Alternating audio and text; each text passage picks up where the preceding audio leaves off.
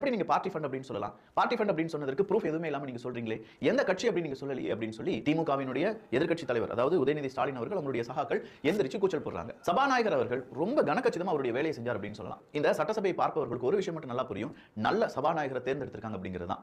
அப்ப அந்த சபாநாயகர் என்ன சொல்றாருன்னா, சார் நேத்து எதிர்க்கட்சி தலைவருடைய உரை அந்த உரையின் போது நீங்க நிறைய விஷயங்கள் சொன்னீங்க. அது எல்லாமே அமைதியா கேட்டுக்கிட்டாங்க. அதன் பிறகு சில அமைச்சர்கள் அதற்கான எதிர்ப்பை பதிவு செய்தார்கள்.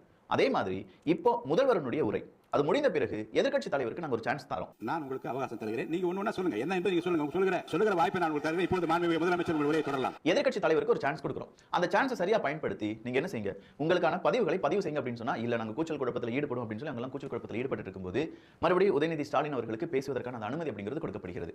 பார்ட்டி ஃபண்ட் அப்படின்னா வெளிப்படையா சொல்லிட வேண்டியதானே? ஏன் இப்படி பயப்படுறீங்க? அந்த கட்சி சொல்றதுக்கு ஏன் பயப்படுறீங்க? எதனால நாங்க பார்த்துக் கொள்கிறோம் அப்படின்னு சொல்லி அவர் சொல்றார். மறுபடியும் சபாநாயகர் மறுபடியும் முதலமைச்சர் விஜய் அவர்களை பேச அனுமதிக்கும் போது மறுபடியும் கட்சி நிதி அப்படிங்கிறத உறுதிப்பட சொல்கிறார்.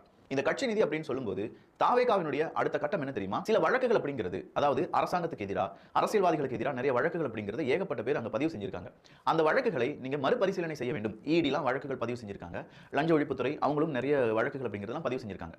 முந்தைய அரசாங்கம் திமுக அரசாங்கம் என்ன செய்வாங்கன்னா இப்படி ஒரு வழக்கு பதிவு செய்யப்பட்டது என்றால் தமிழக அரசு சார்பாக சார் அந்த வழக்கை எடுக்காதீங்க, அந்த வழக்கை நீங்க மறுபரிசீலனை செய்ய வேண்டும் அப்படின்னு சொல்லி அந்த வழக்கை நீர்த்து போக வைப்பதற்காகவும் அவங்களுக்கு தேவையானவங்களை காப்பாற்றுறதுக்காகவும் ஏகப்பட்ட வழக்குகளை இதே மாதிரி ஸ்டே பண்ணி வச்சிருக்காங்க. இந்த மாதிரி எந்தெந்த வழக்குகள் நிலுவையில் இருக்கிறதோ அதுலயும் இந்த லஞ்சம் இல்லாட்டி ஈடி சம்பந்தப்பட்ட வழக்குகள் அது எல்லாத்துக்குமே தமிழக அரசாங்கம் சார்பாக இந்த மாதிரி மறு ஆய்வு செய்ய வேண்டும் அப்படிங்கிற மனு கொடுக்கப்பட்டிருந்தது என்றால் அது எல்லாத்தையுமே இப்போதைய தமிழக அரசாங்கம் வாபஸ் பெற போகிறது என்கிற தகவல் வெளியாகி இருக்கிறது. இது யாருக்கு பெரும் சிக்கலா இருக்கும் தெரியுமா? டாஸ்மாக் ஊழல் செய்தவர்களுக்கு, அதானி